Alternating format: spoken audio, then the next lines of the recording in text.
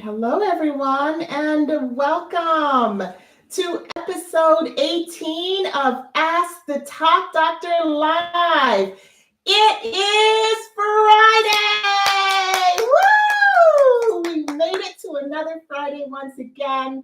I am so pleased that you have chosen to share this time with us. I'm really excited about today's show. I'm your host, Dr. Dacia P. Hastings. I'm a psychotherapist, speaker, wellness consultant, and life coach.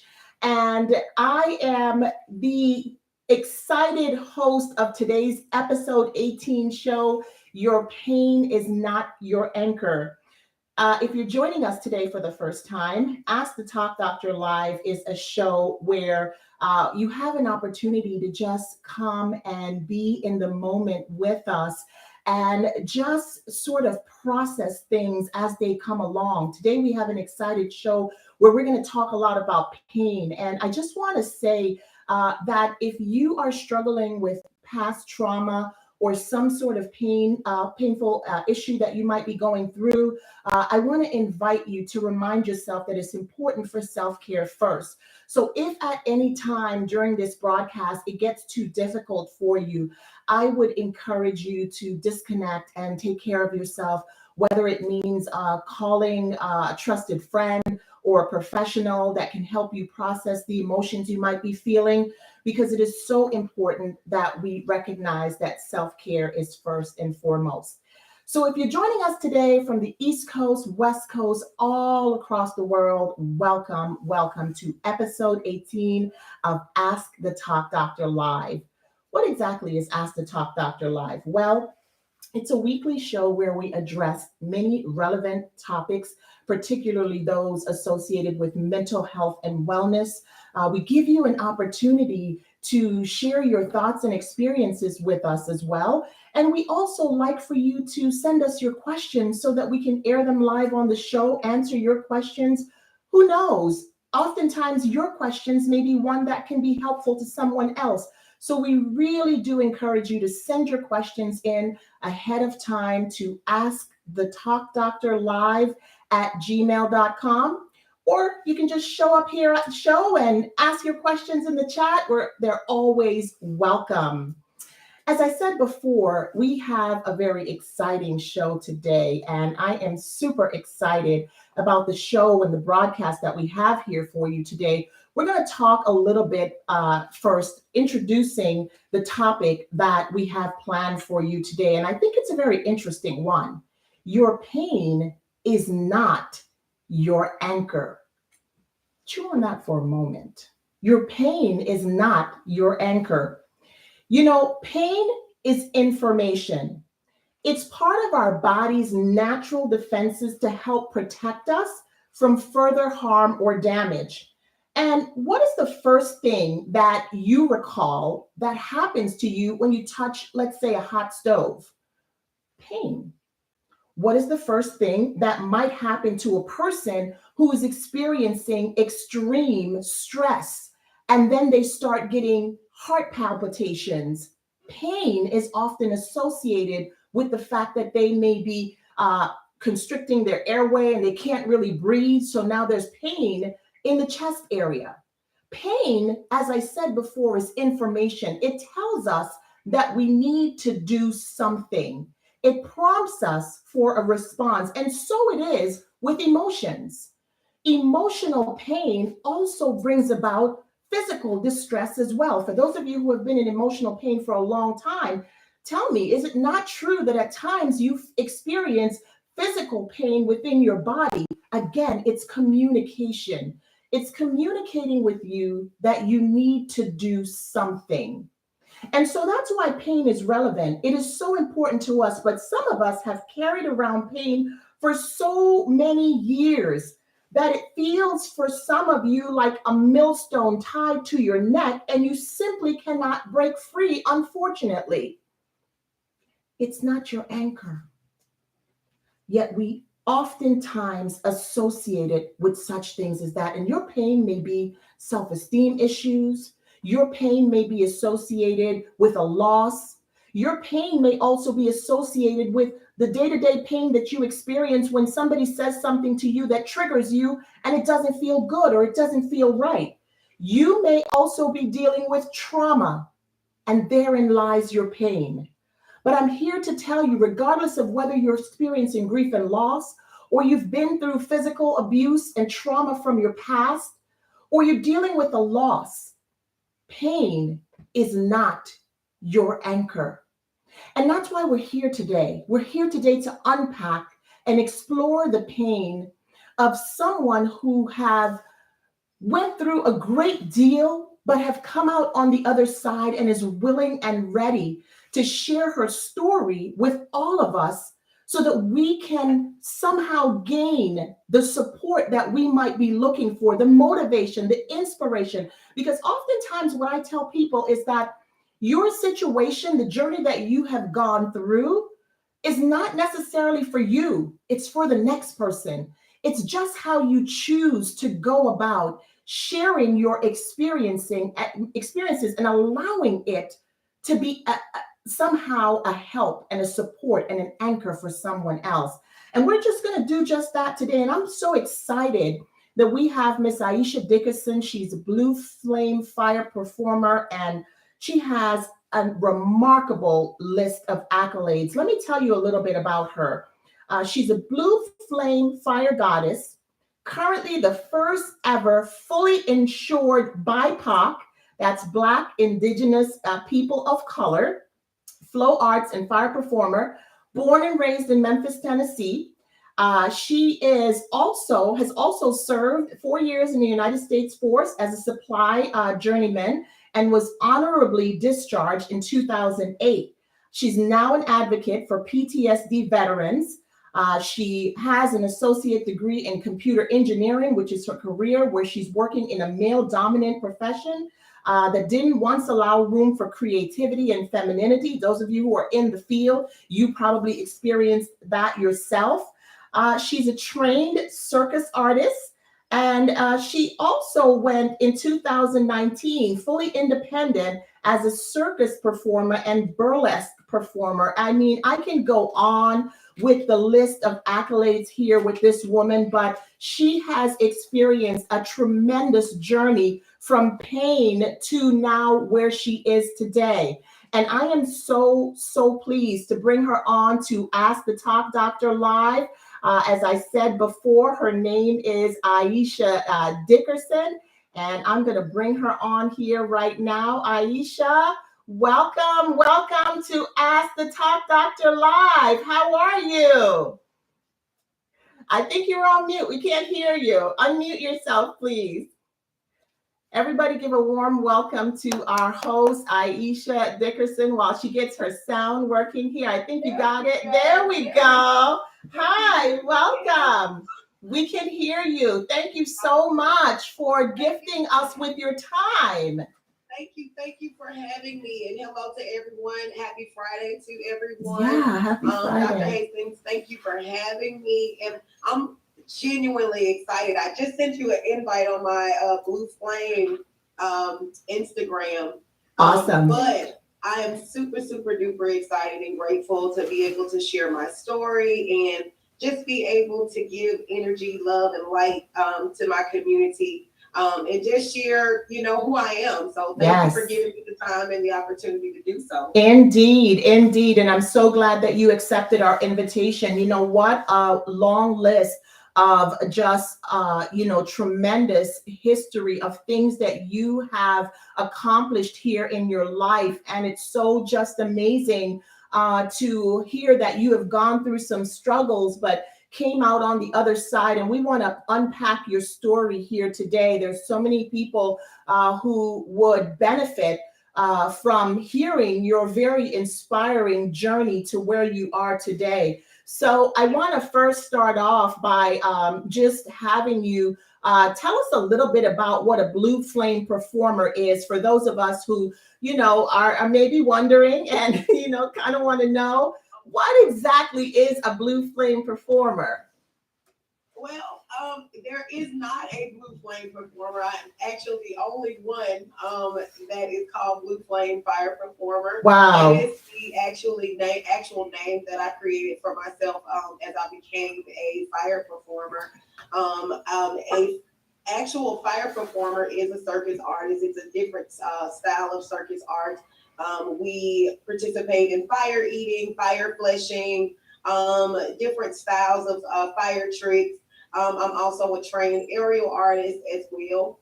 And so Blue Flame actually comes from me learning and studying fire science as I was working in the circus artist industry and learning. And so Blue Flame is the hottest, most consistent fire known to man. And I've always considered myself a very consistent person in spirit and in energy. And I've always considered myself a little spicy and fiery as well. So I felt like Blue Flame literally fit my spirit animal, I would call it, as to who I wanted to be represented as.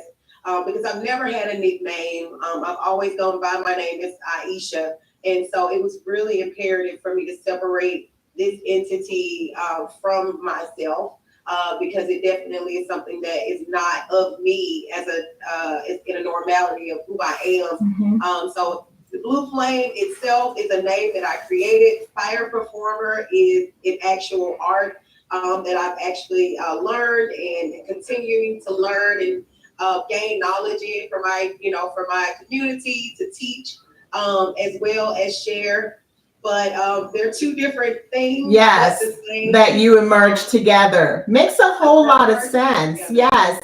And when I hear you talk about your personality, it does make sense. And, as we go on, in your story, I'm pretty sure that we will be able to gain more insight into what that has meant for you. I want to start off by taking us back a little bit, because when we talked, you shared with me that you had gone through some abuse in your life. This is sort of not where your story began, as most of us would probably know. Our stories begin early on in our lives. And for some of us, there's significant tragedy that starts out in our life, such as what you shared with me. You said that you experienced physical abuse as a child. Share with us what it was like for you growing up in a household where you had gone through some physical abuse. Well, I think the amazing thing about going through things like that is learning that it's not the normality of life. As a child, you see that, and it creates a very protective spirit in you. I know it did for me. Also, a lot of anxiety going to school and trying to learn after you've experienced things like that. I experienced a lot of abuse with my mother and father coming up. And so for me, it was very important for me to just learn how to be cognizant, of that. But I think as a child, even then, it taught me how to be cognizant of that and understanding good and bad spirits, good and bad energy. And for me,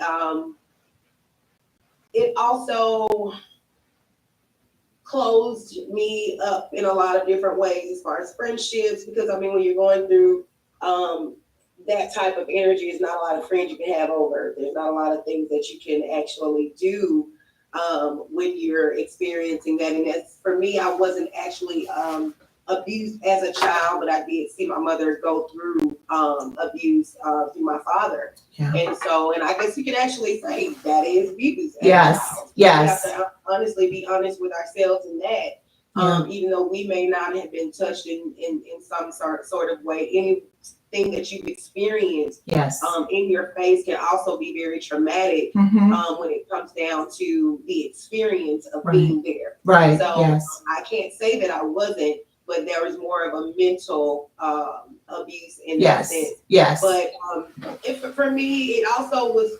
It was also this thing that as an adult, I always would say, I don't want to be in that type of environment. I've always, continued to be aware of my surroundings and the people that I date, and those signs of, a lot of, violence, Right. violent energy. Mm-hmm. So it's just made me more aware Made as you an more aware. adult. Yeah, yeah. Yeah. You bring out a lot of interesting points, and I'm so glad you touch on those because, a lot of times some people are not necessarily self-aware that when they go through domestic violence situation in a household and it's constant, and this is what they see. You talked about your fears, you talked about anxiety. Imagine in a child's mind what that might look like, what that might feel like.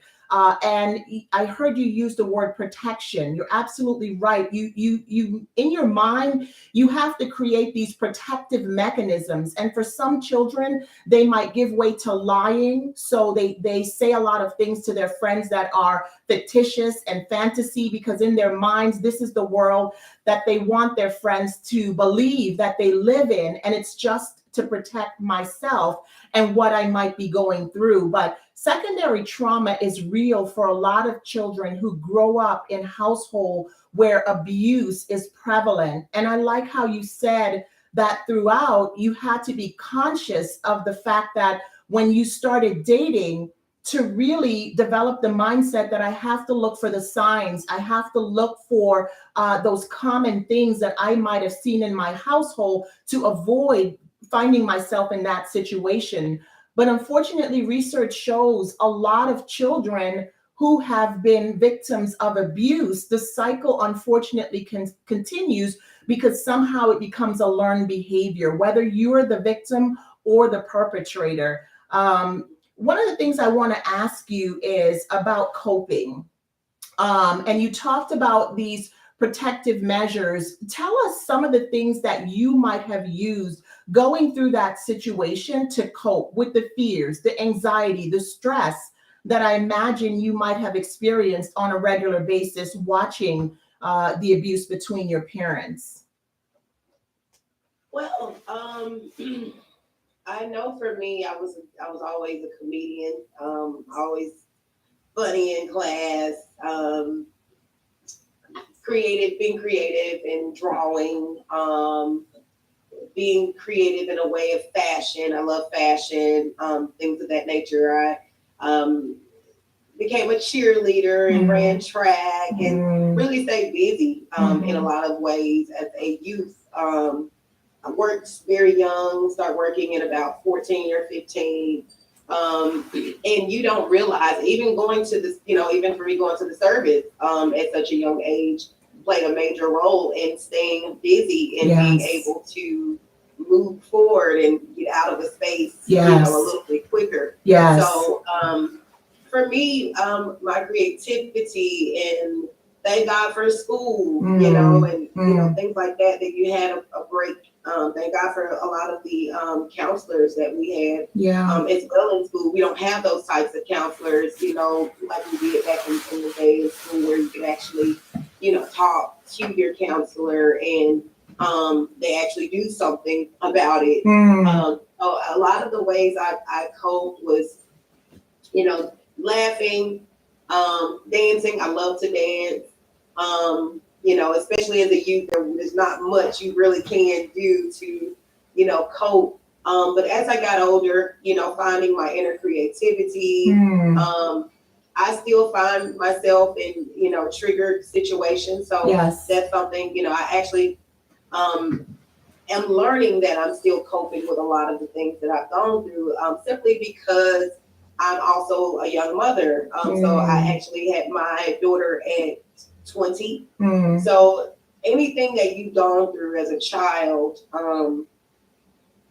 you really don't get to cope with if you, and that's why I always instill in my youth to, patiently wait to have children. I don't regret anything. But dealing with your own trauma and dealing with your own baggage is important before you bring children into the world. Absolutely. And if you can do that, that's something that's important, because here I stand, now unpacking a lot of that baggage, Yeah. healthily, as healthy as I can, but now just starting to, recognize it and, Mm-hmm. be aware of, the triggers and different Yes. things, learning how to be, experience life on your own. Yeah. So for me, it's very important to deal with yourself, face yourself head on. Um, while you can by yourself. It's very important. It's okay to have a mate. It's okay to continue to grow a family, but you are the catalyst of what you create around you. So I Mm-hmm. believe in taking care of your inner spirit and inner energy, Yes. so that you do have something to give to Right. others. So for me, coping was continuing to better myself as a youth, staying Yeah. busy. I was a pageant girl as Mm. well, so I got into pageants and Yeah. just learning how to uplift myself.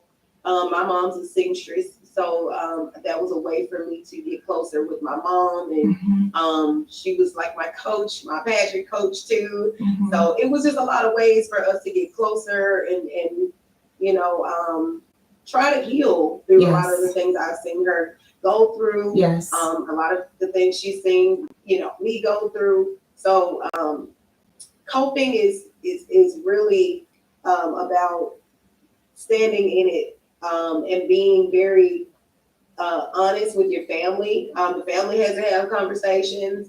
There's so many things that have to happen, and we can't just look over it. And I think Yes. that was kind of where I was a very boisterous kid. I was always told I should be a lawyer because I'm always talking. I always got something to say. I always have questions. And Mm-hmm. so that was my way of coping as well, asking questions. I didn't always get the answers to those questions, but Right. that was my way of also coping, being um, just inquisitive Mm-hmm. Mm-hmm. about what was happening and what was going on, and you know, not Yeah. stopping because I Yes. would get lots of whoopings for asking stuff, and but it was what it was. Right. Right. Back in the day, you had to know your place and what to ask, what not to ask. So, in that sense as well, it was a respect barrier that Mm-hmm. Mm-hmm. parents had with their children, which for me I still have, but I'm more explanatory with my daughter about Right. what's happening Yeah. around. I sort of hear you bringing out that children should be seen and not heard kind of thing. That was a philosophy in many Black families. Yes, indeed. I heard a couple of things, and if you are just joining us, I want to kind of bring you up to speed. I'm interviewing Aisha Dickerson.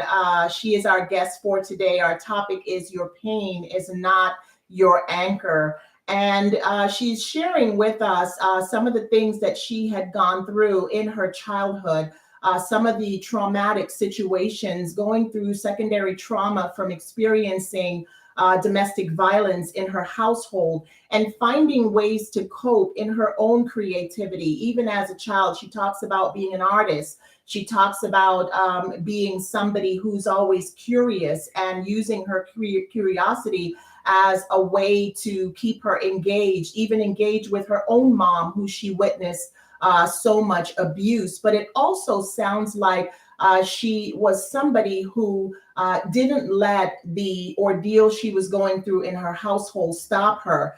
She mentioned to us that she left home very early, and that could have been a form of escape for you to sort of release yourself from that environment that I imagine must have been so stressful. So you joined the military. Tell us a little bit about your experience in the military. What branch, and why you chose to join the military at that young age, and what were some of the experiences there?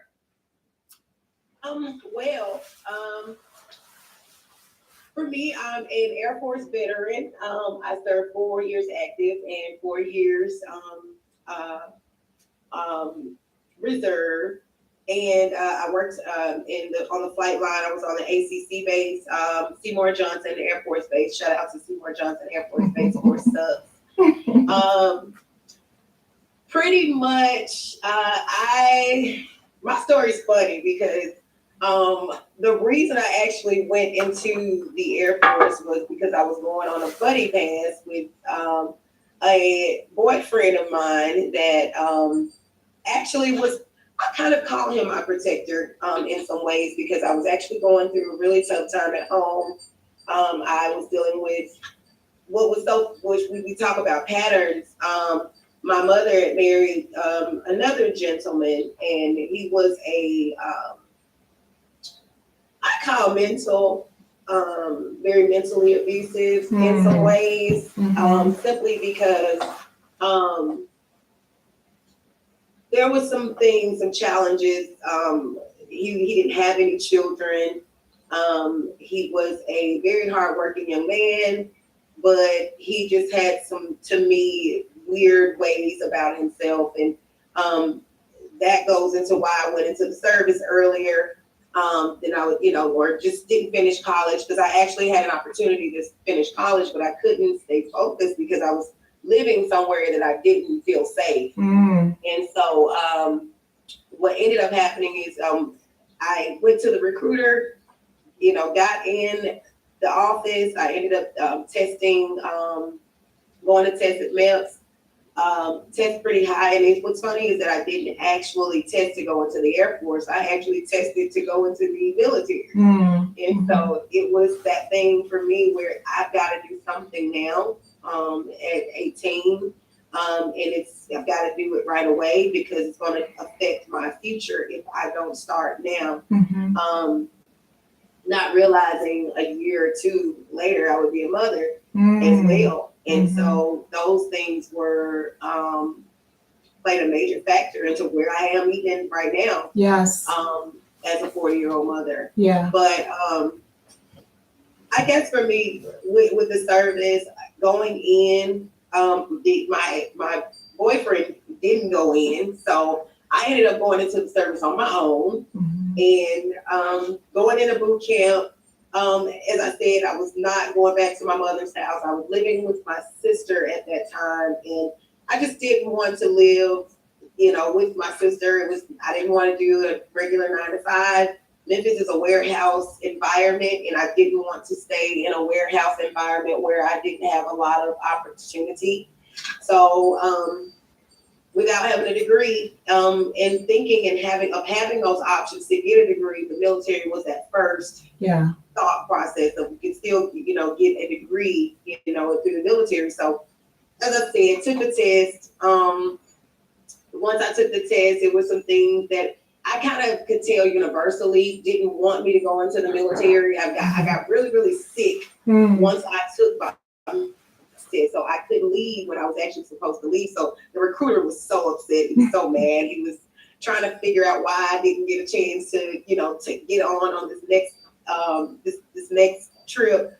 But I knew there was something in the universe that was assigning me to this, and if it really wanted me to go, then I was gonna go. So once I actually got there, I'll never forget the first day, the first night, I was, so to speak, just being in an environment alone, being in an environment that is going to, you signed your life away. So they are in control of you. They are in control of when you wake up, when you go to sleep, anything, when you eat, when you go to the restroom, everything. And so coming from an environment of what I've come from, I needed that structure, but I already had that structure as well. So when I say that, my mom's a very strict person, everything ran on her clock. And it was yes ma'am, no ma'am. I'm from the South, so I don't learn yes ma'am, no ma'am from the military. It's something that was instilled in me in my home. Yes. But I just remember getting in there and feeling for that first night helpless. Like, what did I do? Why did I do this? This feels like jail. I've never been, but it feels like it. My goodness. And, that must have been so scary for you, to come out of one environment where you didn't feel safe and then to go into another one thinking that this would be my escape. And I imagine the shock and the stress of, oh my goodness, what did I do? Tell us a little bit about, fast forward a little bit more and tell us, where did your healing begin? So, I imagine this might have been a process for you, an eye-opening experience going into an environment that you were not used to, and you didn't even expect that it would be like this, but somehow you had to process the pain that you had gone through. Where did the Well, healing begin? um, the healing actually began. I didn't realize the healing began within that process, but the healing began once I started to take my power back, even in being in basic training. Um, there was this thing in basic training called the chow runner. Anybody that's been in the Air Force knows about what they call the chow runner. The chow runner is a person that pretty much comes in and reports everyone into to be served for food. And so everyone laughed because I volunteered to be the chow runner. And you don't volunteer for anything in the service. If you're listening out there, don't volunteer for anything. Once you go in, let them assign you.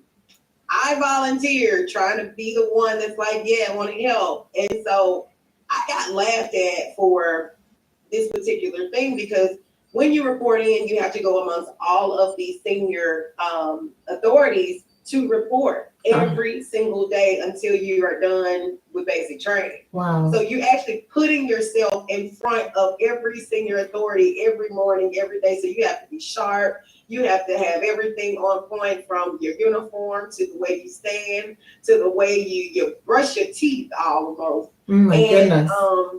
For me, I actually learned something about placement. I learned something about the food chain. I learned something about, if I was going to utilize this, if you're going to laugh at me, one thing I learned that it was that I controlled your food substance. So when I reported to these people, if something had happened where you ticked me off, your group would be called to the last, and that's where all the last of the food is. That's where the kitchen's about to close. So one thing I learned is how to control sustenance, and that I was in control of the sustenance while I was doing what I was doing. So there was so many things that I was supposed to be doing that people would do for me because they were like, no, we want the good food. So tomorrow for breakfast, we need you to report us in, first. Or, I'm going to be in this line. I need you to report this line in first. I was bigger than the dorm chief, and the dorm chief is actually who runs the entire dorm. Interesting. Yes. That's one thing I learned about, taking control of a situation and gaining your power in something that looks weak. Yes. That looks like it's not a big job. Yes. The smallest looking job can be the most important job. Absolutely. Even the dorm chief had to eat. Yes. So he was even at my beck and call when it came to, respect and, understanding, because if there was not an understanding there, I could call you last. And right. You gotta run this whole place. You gotta eat. And we know people, they want to eat. And so you're absolutely right. There is power and control in even food. I like how you bring this to light. And for many of you who perhaps have not seen the insight in this, my question to her is about where her healing began, as she had gone through so much. But here's a woman who has tremendous insight and self-awareness and recognizes that I don't sit in my pain. And I want you all to hear that when you talk about what you have control over and what you don't have control over, when we focus on the things that we don't have control over, that's what puts us at a deficit. That's what lets us sit in the trauma and the pain and the grief, all of the things that we are so much trying to control. We're so busy focusing time and energy there when we've got to look at, what can I gain control of? And the person and the thing that you always have utmost control of is yourself. So even looking at how she overcame something that could have been very frightening, something that could have kept her, in a space of just feeling, like I'm the lowest on the totem pole, she allowed it not to see it as a small job, but how can I allow this to help me to gain the momentum that I need, because I'm on this journey of healing for me. And I like how you talk about, you essentially became the one that everybody needed, regardless of what their role was. Now, I want to know, at what point in your journey did you start using fire as a healer?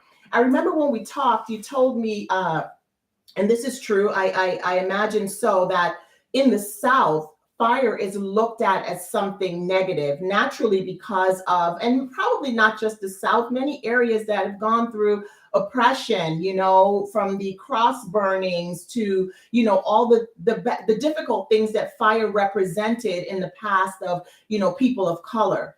And Right. you used fire as a healer. And I like to say that, all of God's elements are valid, all of his natural elements. And fire is one of those natural elements. But when we often think about it, we often associate it with darkness and pain because of some of the experiences that some of us have had. But I want to know, why fire? Of everything else that you could have chosen as your art, why fire? Well, I thank you for for asking that, and we go back to that healing journey. And one thing I've learned about our healing journeys, y'all, we put our healing journeys down and we pick them back up, Yeah. and we have to respect that as well.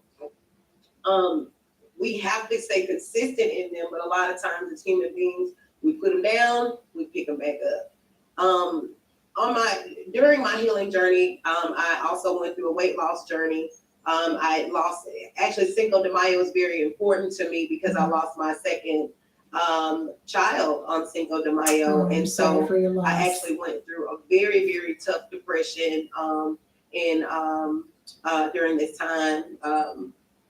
During a actual event that I was putting together for March of Dimes. I'm also a fashion fashion show producer. And so I was doing a children's kids fashion show, put this amazing kids fashion show together in honor of loss of my sister's babies. And I ended up finding out that I was tubally pregnant, lost my second at that time, and still had to produce the show 3 days after having a tubal removal. And so for me, that healing goes back into all of what we're about to talk about with fire. I gained all of this weight and I didn't know how to get rid of it. And I wanted to do it naturally. A lot of people have all of these different notions of, surgically removing and, getting things done in different ways. And I honor, anyone's decisions to do that, but that wasn't my journey. And so I went on a all natural weight loss journey, lost over 90 pounds. Good for you. All natural. Thank you. And so I ended up in hanging out with some good friends. I was at this amazing political event, and that is how I ended up in being introduced into circus art. I literally didn't go looking for fire. Fire actually found you. Amazing. And so what's so intriguing about that is I met a circus artist that owned her own circus company. And I was actually interested because I wanted to learn more about upper body weight loss. And so she actually did aerial arts. And so aerial arts was a great way to learn upper body weight loss. I like doing things that make me feel like I'm not working out. And I also like learning new things.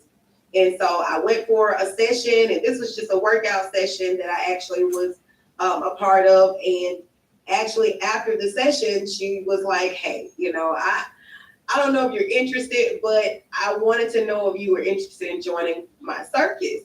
And so I'm like, like, okay, like, circus, what? Like, I don't know a lot about the circus. Right. So, the circus comes once a year, especially in the neighborhood. I'm from the neighborhood. So the circus comes once a year. You might see the Shriners, you might see something like that, but we're not familiar with circus arts and what it entails, from balance beams to, even fire arts, just the different types of circus arts that are around. Mm-hmm. And so we started in aerial arts, and as the circus arts company continued to build, we started learning new things. I remember my first opportunity learning fire, and I still have it on video. That actual opportunity for me was scary. Yeah, I was going to ask you, my goodness, how did it make you feel? Dealing with fire, we all know as children, the first thing we learn, don't touch the stove, don't play with fire, things of that nature. And it's often associated with something harmful, something in distress. But it sounds to me like, you had the courage to learn something new. As I'm hearing throughout your story, threaded throughout your story is just significant faith and courage, that you're somebody who doesn't give up. It sounds to me like you are determined to find a way despite what you're going through. Once again, ergo, our topic today, your pain is not your anchor. So when you did your first performance, after all the training and everything like that, and by the way, today I hope she can share with us in a few minutes a sample of what she does, because I'm just really intrigued. When I see fire performance, I'm always just so intrigued, and I'm looking to see, are they really doing this? Is there a barrier or something in between what they're doing? Because they cannot possibly be putting fire in their mouth. So maybe some of you are asking that too, because it's always just so intriguing to me, having been conditioned that you touch the fire, it's going to burn you. But anyway, share with us, like, the very first time you performed. What was that experience like? And then we'll probably go into a little demonstration next. Okay. It was empowering. We talk about that healing. Healing comes with empowerment. As you heal, you become more empowered. And shout out, I live downtown, guys. It's all good. City girl. Well, I'm a country girl with city goals because I'm from the country, but I love the city. Country girl with city goals. But for me, all of this was, it was a healing journey. So with fire and with what we with what I've learned in fire, I've just continued to empower myself, empower others. This journey is still something that I'm learning, and something that I know that I want to share with my community, but I want to be the best at it. Yes. But for me, this journey is truly just been lessons learned. It teaches me lessons every day. It teaches me how I'm healing. It shows me the truth of my healing, even when I deal with a lot of the, touching fire on my body, respecting my element, respecting myself, and while I'm in I'm dealing with the element and caressing this element. It's all about respect. One thing I've learned about everything that I do with my healing journey, with what I do as a fire performer, is all about respect, respecting yourself, respecting your audience, respecting the element. And that's truly what has gotten me through my journey, and just empowering myself with what I do, respecting everything that I do, and honoring, the Most High for creating an element for me to be able to manipulate in this way, because the element is in control. Yeah. And so I always say that the element is truly in control. So I just give all praises to the Most High for everything that He's provided me with finding new ways to transition through my pain, and almost unanchor myself, but then anchor myself back, because you do have to. It's a Beyonce song. You got to find your way back to a lot of different things. So sometimes you got to unanchor yourself and do a little bit of swimming, but anchor yourself back, down into your foundation and into your ground. So I believe in, finding new ways to heal. You can't stay within the same Absolutely. process of healing if it's not working. Absolutely. You have to be honest with your therapist. You have to be honest with the people around you. This is not working. This medication is not working. Absolutely. This is not working. Yeah. Be honest in everything that you do with your mental health journey, because you are your own advocate. And so Absolutely. Being my own advocate through my healing journey, and Yes. just making sure that I'm honest and open, with what I'm going through, because that is your number one adjustment, being open and honest with what you're going through, so that the people that are helping you can process Right. through it with you a lot better. Yes. I do believe in herbal and medicinal healing, from lion's mane to turkey tail, regenerating the mind, the body, and the spirit, even CBD, in certain aspects, even THC if it's legal in your local state. There are certain things for me that have allowed me to be more aware of my healing, and even without those, being more aware of my healing. But whatever works for you, always consult with your doctor. Always make sure it's something that fits for what you're going through. That's always important. Absolutely. But for me, fire has truly been my healing. It is my drug. It is my life, my blessing. I just believe in honoring the ancestors that have gifted this to me. So in everything, in my healing, I'm truly honoring my ancestors and just showing them that what you provided for me to heal, I will use. Yes. I won't abuse anything that you have provided for me to heal. And so that's really that's really your grounding. To not abuse anything Yes. that's here for you to, to love. And as you have people that love you, we go through our traumatic situations and we abuse them. So we have to learn how to really. That's a really interesting point. Yes, that's a very interesting point. I like that you bring that into play here when you talk about respect through the process of healing.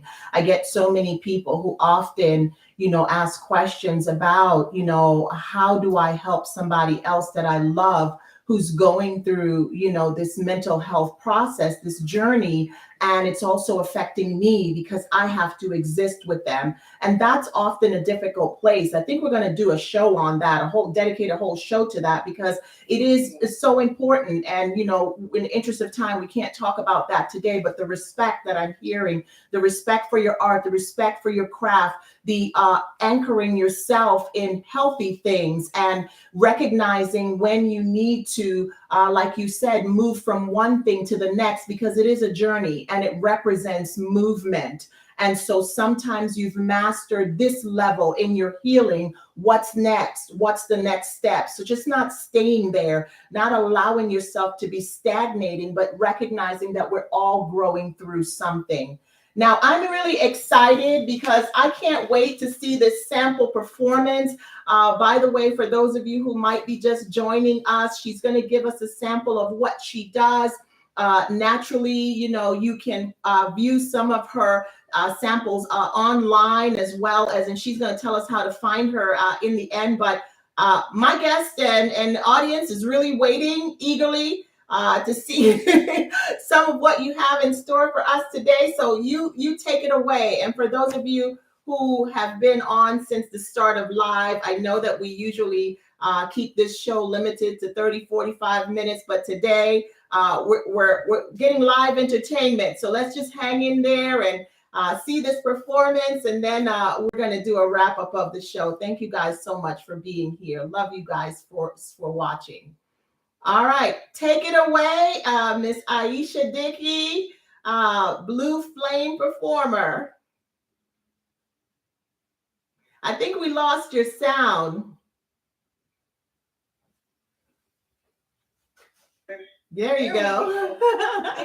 Thanks so much for tuning in, guys. I want to thank you guys so much for just listening and being present in the moment and in the energy of what I'm doing. I'm actually trying to get a little music going so you guys can actually hear some music as I do this. And I'm going to, yeah, it's at work. And this is going to be a simple fire eating check out. And I'm actually heading back to my audience on IG. So IG audience, I'm on the way. And I'm going to turn around my camera. Hi. There we go. Okay, seen here live on Ask the Talk Doctor Live, Aisha Dickey, Blue Flame Performer. How are y'all doing today? I'm just gonna do a quick little demonstration of what I do. And I'm gonna actually take my jacket off. It's a beautiful day in Memphis. Born and raised in Memphis, Tennessee.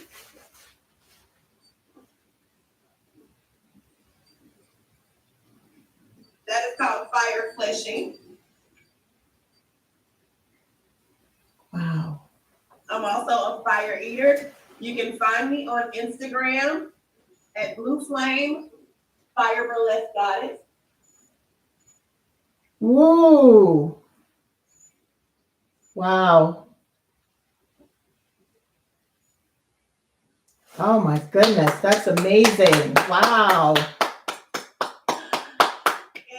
I'm truly blessed to be able to do what it is I do. And I want to thank the Talk Doctor for giving me an opportunity Absolutely. to share my talents and share my story.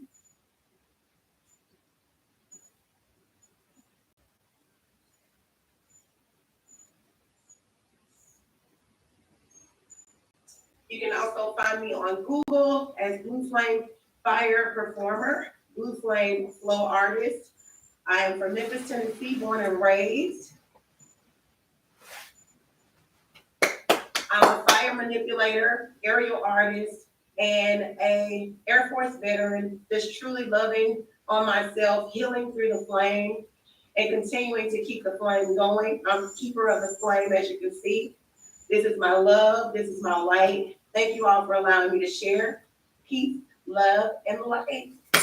Wow, absolutely astounding. Absolutely astounded. Thank you for that. Thank you for sharing your gift.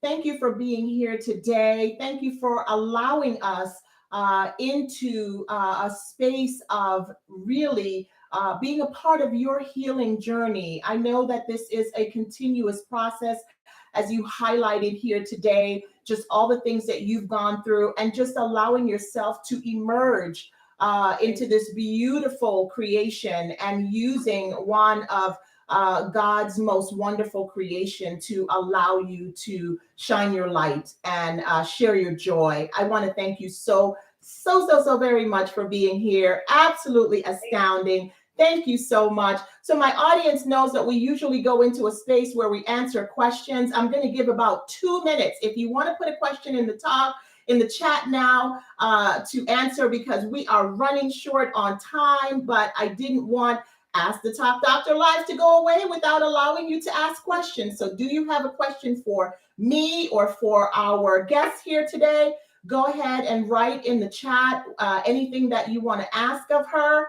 And then we'll do the wrap up as we have exhausted most of our time here. So any questions that you have about healing, any questions that you might be thinking in terms of, if somebody wanted to get into this kind of art, what is the first thing that you would say that they would need to do while they're thinking about a question to ask? Safety first. Learn fire safety and fire science first. Be definitely knowledgeable of those two. This is a very dangerous business. I work with over 1,600 degrees of fire. Wow. So you definitely will get burned. You need to know how to heal yourself. You need to know burn wound healing, first aid. All those things need to be learned. I can't get it out right now, but making sure that you know how to bring people back. I can't can't get it out right. Resuscitation. Resuscitation. CPR. It's early. It's okay. And making sure that you're able to understand the health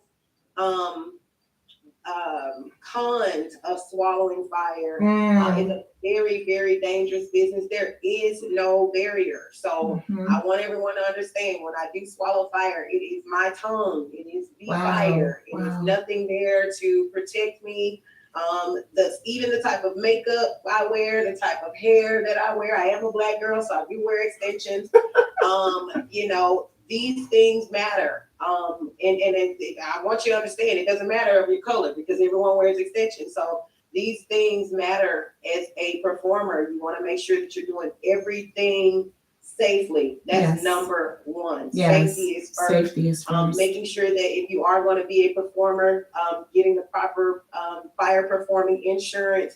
Those are important things that you also need to look into, covering yourself as a performer. I'm insured over $2 million worth of insurance everywhere I go. So for me, this is a profession. This is not a game.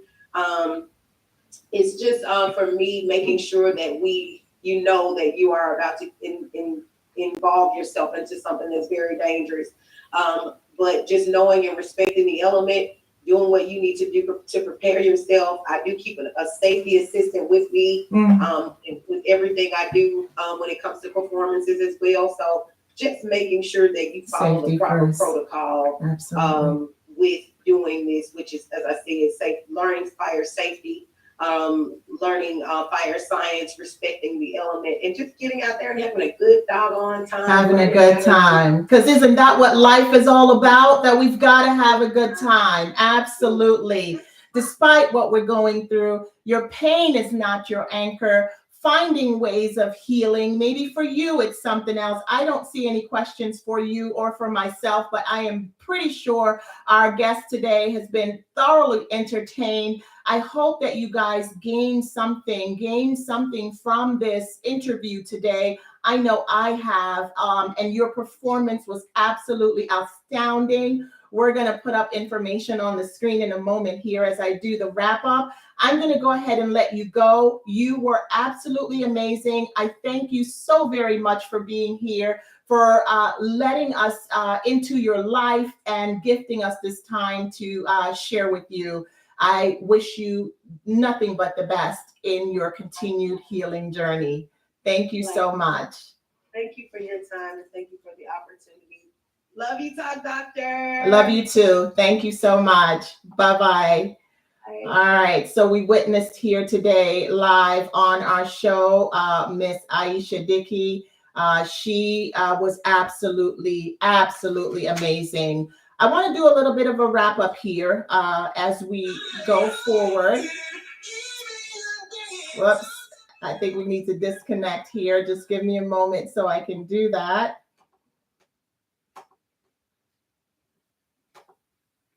All right, awesome. So naturally, we're not going to have the time for our normal Q&A that we tend to do during this time, because I've already taken up too much of your time.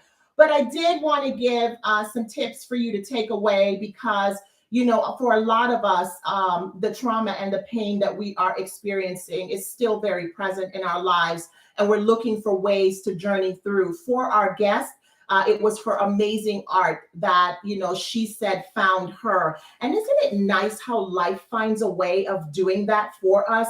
That sometimes what we're looking for is actually not what we need, but it comes to find us, and we have to be open and honest with ourselves and ready to receive the gifts that we gain from this life, even through our pain. So some of the things that I would share with you, if you're going through pain, if you're going through stress, if you're going through emotional trauma, acknowledge that it exists in your life. Do not hide it. As Aisha said, and which is so very true, be honest with your therapist. Be honest with the people in your life. The only person that you're really going to hurt if you don't acknowledge that it's there is you. Process the pain, healthy outlets. An anchor can be something healthy. whether it's exercise, whether it's making sure that I take care of my nutritional health, whether it's making sure that I'm connected with healthcare professionals that can help me cope with life and life on its terms. Be very much aware that you are not alone. This is Mental Health Awareness Month, and I want to remind you that help is available. Let go and forgive. Forgive those who have wronged you. Forgiveness is not for them, it's for you. My goodness, don't sit in the pain anymore. Allow yourself the release that you might need. And recognize that overcoming trauma and pain is going to take some time and commitment. Allow it the time that it needs. Aisha shared her journey. It was an interesting one, but it sounds like it was a long journey towards the place where she is today. Allow yourself some grace. Allow yourself the space that you need, and practice self-care. Above all, take care of yourself. So in closing, I'd like to add that our guest today brought forth an interesting way of dealing with pain and trauma using one of the earth's elements, fire. Fire is very relevant to the human experience and have been used for many centuries for healing purposes. For me, fire represents light, the kind of light that I believe we all have within us. There's a flame burning in each and every one of us because we were all made with purpose. And sometimes through the stressors of life, we allow what we have within us to go dim. And we choose instead to let the pain be our anchor.